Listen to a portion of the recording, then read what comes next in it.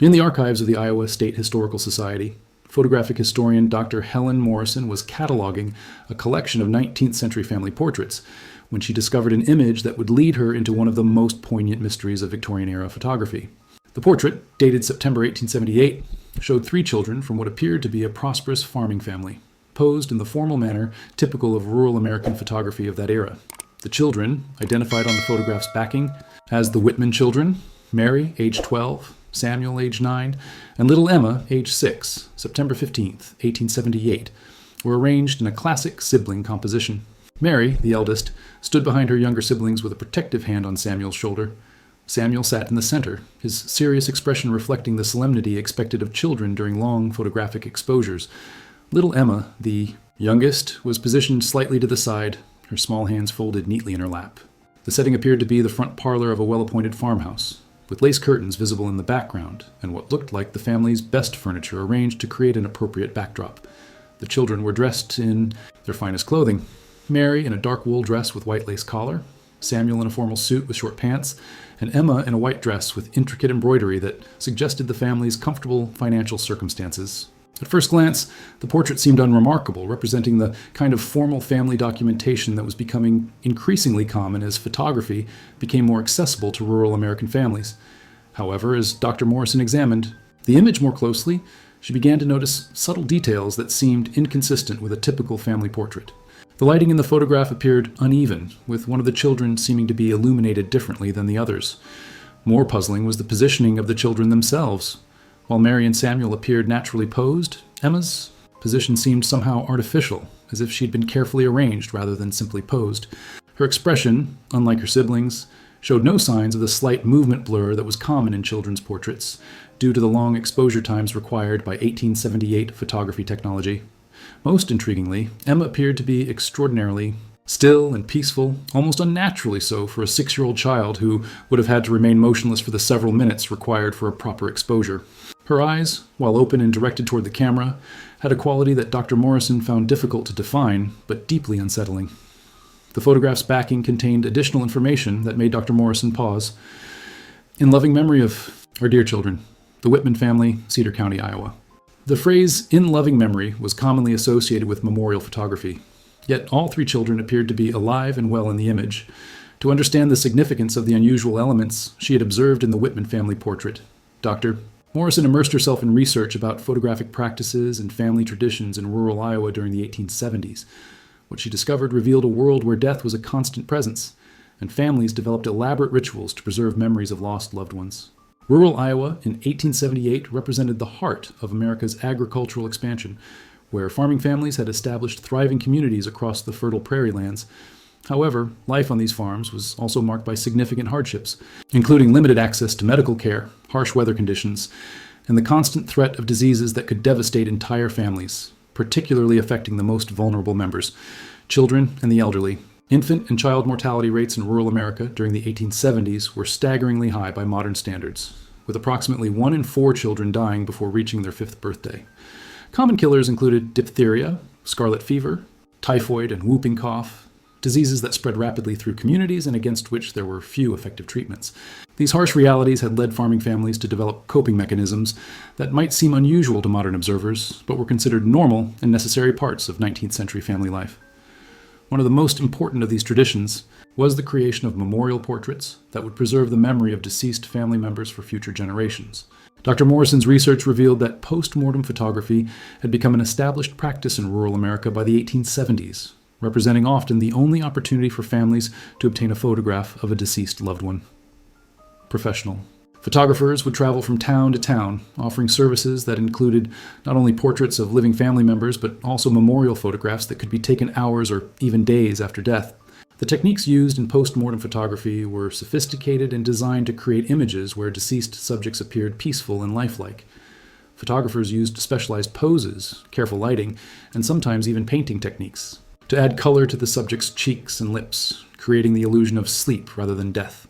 What made the Whitman portrait particularly intriguing was that it appeared to combine both living and deceased subjects in a single image, a practice that was technically challenging but not unknown in 1878.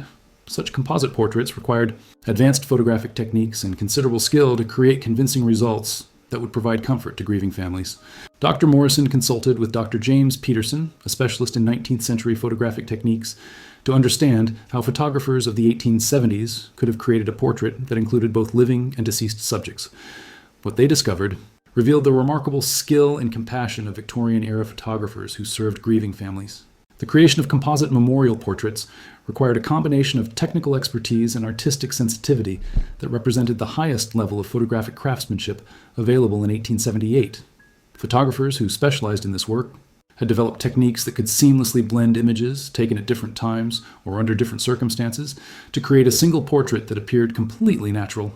The most common method involved the use of multiple glass plate negatives that could be combined during the printing process. A skilled photographer could take a portrait of living family members, then carefully incorporate an image of a deceased loved one that had been photographed separately, adjusting lighting, positioning, and scale to create a convincing composite. In the case of post-mortem subjects, photographers had developed specialized techniques for posing and lighting deceased individuals to create the most lifelike appearance possible. Bodies would be carefully positioned using hidden supports. Eyes would sometimes be painted open on the finished photograph, and clothing would be arranged to suggest natural relaxation rather than the rigidity of death. Dr. Peterson's analysis of the Whitman portrait revealed several technical clues that suggested the use of composite photography techniques. The lighting on Emma appeared to come from a slightly different angle than that illuminating her siblings, and the depth of field around her figure was subtly different from the rest of the image. Most significantly, Emma's extraordinary stillness, which Dr. Morrison had initially found puzzling, was actually characteristic of post-mortem photography subjects, who, unlike living children, could maintain perfect poses for the extended exposure times required by 1878 camera technology. The photographer who created the Whitman portrait had demonstrated exceptional skill in blending the two images, creating a seamless composition that would have provided immense comfort to the grieving family. The result was a portrait where all three Whitman children appeared to be together, allowing the family to preserve the memory of their complete family unit despite the tragedy that had befallen them. This discovery transformed Dr. Morrison's understanding of the photograph from a simple family portrait into a sophisticated work of memorial art that represented the intersection of technical innovation, artistic skill, and profound human compassion. With the understanding that the Whitman portrait likely included a post-mortem photograph of young Emma, Dr. Morrison began investigating historical records to uncover the circumstances of the child's death and the family's decision to create this elaborate memorial portrait. Her search would reveal a tragedy that was all too common in rural American families of the 1870s. Cedar County, Iowa, where the Whitman family had lived, maintained detailed vital records that provided Dr. Morrison with crucial information about the family's history. The 1870 census showed the Whitman household consisting of Father Jonathan Whitman, age 45, Mother Sarah Whitman, age 38, and their children Mary, Samuel, and Emma, along with Jonathan's elderly father who helped work the family's 160-acre farm.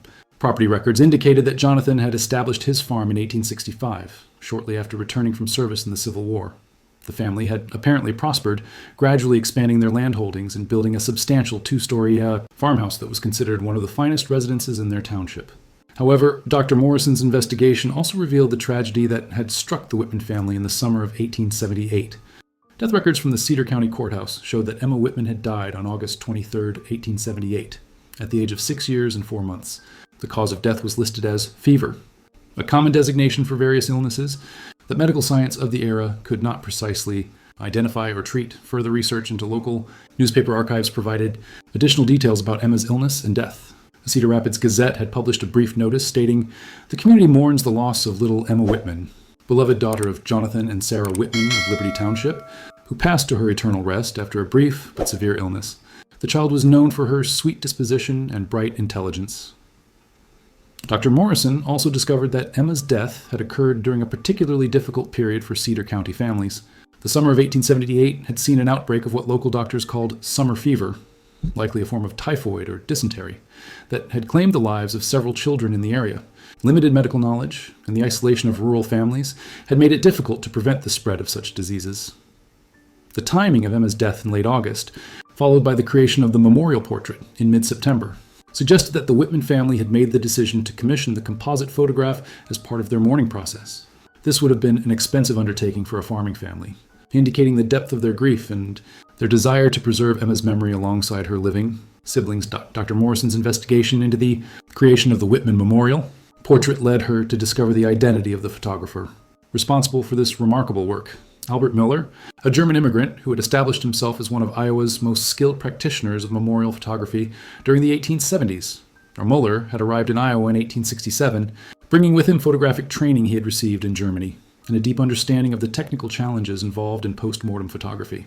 Unlike many traveling photographers who offered memorial services as a sideline to their regular portrait work, Muller had developed a specialized practice that focused primarily on helping grieving families preserve memories of deceased loved ones.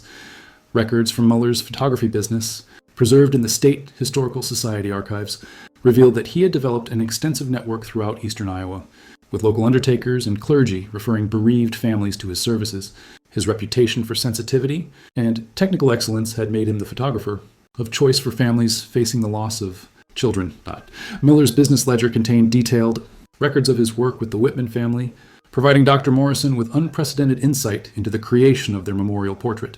The entries showed that Muller had first visited the Whitman farm on August 24, 1878, just one day after Emma's death, to photograph the deceased child, according to the elaborate post-mortem photography protocols of the era. The technical notes in Muller's ledger revealed the care and expertise that went into photographing Emma. He had used a combination of natural and artificial lighting to create the most lifelike appearance possible, and had employed specialized posing techniques that would allow Emma's image to be seamlessly integrated with a later portrait of her living siblings. 3 weeks later, on September 15, 1878, Muller had returned to the Whitman farm to photograph Mary and Samuel in poses that would complement Emma's earlier portrait. His notes indicated that he had spent considerable time ensuring that the lighting, scale, and positioning of the living children would match Emma's image when the composite portrait was created. The creation of the final composite image had required Muller to return to his studio in Cedar Rapids, where he had access to the specialized printing equipment necessary to combine the multiple negatives into a single, seamless portrait. His ledger indicated that the entire process, from Emma's post-mortem photograph to the delivery of the finished memorial portrait, had taken nearly a month to complete.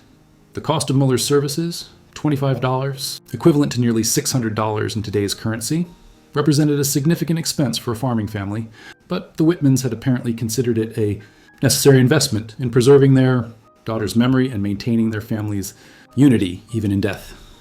Dr. Morrison's research into the circumstances surrounding Emma Whitman's death revealed that her tragedy was part of a larger pattern of child mortality that had devastated the Cedar County farming community. During the summer of 1878, the investigation into this broader context provided crucial insights into why families like the Whitmans invested in elaborate memorial portraits during times of widespread loss.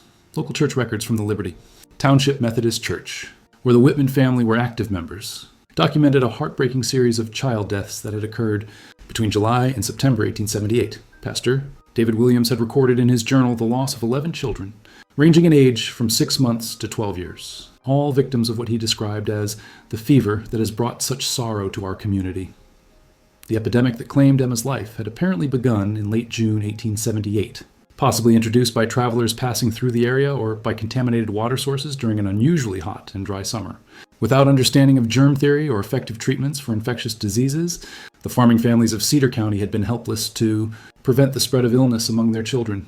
Dr. Morrison discovered that the community's response to this tragedy had included not only collective grieving but also mutual support for families facing the enormous expense of memorial photography and funeral services.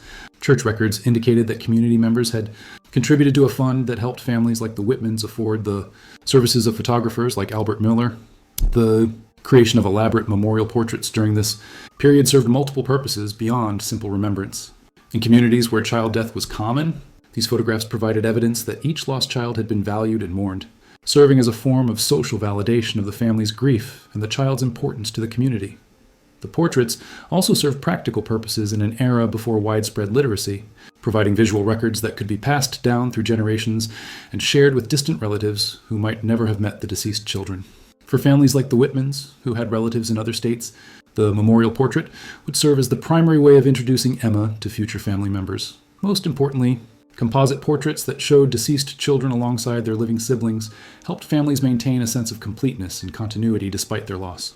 Rather than removing all traces of Emma from their family records, the Whitmans had chosen to preserve her place within the family structure, ensuring that future generations would understand that they had been part of a family of 3 children, not 2. This community approach to grieving and memorial creation helped explain why families were willing to invest significant resources in elaborate photographic tributes during times of economic hardship and widespread loss. Dr. Morrison's investigation into the 1878 Cedar County epidemic that claimed Emma Whitman's life led her to consult with Dr. Sarah Martinez, a specialist in historical epidemiology, to understand what disease had actually caused the deaths of so many children that summer. The research revealed a pattern of illness that was tragically common in 19th century rural America. Analysis of death records, doctor's notes, and contemporary newspaper accounts suggested that the Cedar County epidemic was most likely an outbreak of typhoid fever, a bacterial infection spread through contaminated water and food sources. The timing of the outbreak during the hot, dry summer of 1878, combined with the symptom descriptions recorded by local physicians, was consistent with typhoid's typical patterns. Dr. Martinez explained that typhoid fever was particularly devastating to children because their developing immune systems were less capable of fighting the infection. The disease typically began with high fever, headache, and weakness, then progressed to more severe complications, including delirium, severe abdominal distress, and in many cases, death. The rural setting of Cedar County had made the epidemic particularly difficult to control. Many farming families relied on wells and cisterns that could easily become contaminated by surface runoff or improper waste disposal. The bacterial agent that causes typhoid could survive for weeks in water sources, allowing the disease to spread throughout entire communities before anyone understood the cause. Contemporary medical records from Dr. Edmund Harrison, the only physician serving the Liberty Township area in 1878, provided details about the epidemic's progression and the medical community's helplessness in treating the disease. Dr. Harrison's notes, preserved in the Iowa Medical Society archives, documented his futile attempts to treat the sick children with the limited remedies available at the time. The treatments Dr. Harrison had employed, including cold baths, purgatives, and various patent medicines, were not only ineffective, but may have actually worsened the children's conditions by causing further dehydration and stress to their already compromised systems. The medical understanding of infectious disease in 1878 was still decades away from recognizing the bacterial nature of typhoid fever. Dr. Harrison's notes about Emma Whitman's case indicated that she had been ill for approximately 2 weeks before her death, experiencing the classic typhoid symptoms of persistent high fever, severe headache, and abdominal distress. Despite the family's efforts to care for her and Dr. Harrison's attempts at treatment, Emma had succumbed to the disease on August 23, 1878. The epidemic had finally ended with the arrival of cooler weather in late September 1878, likely due to the natural die-off of the bacterial. Contamination in water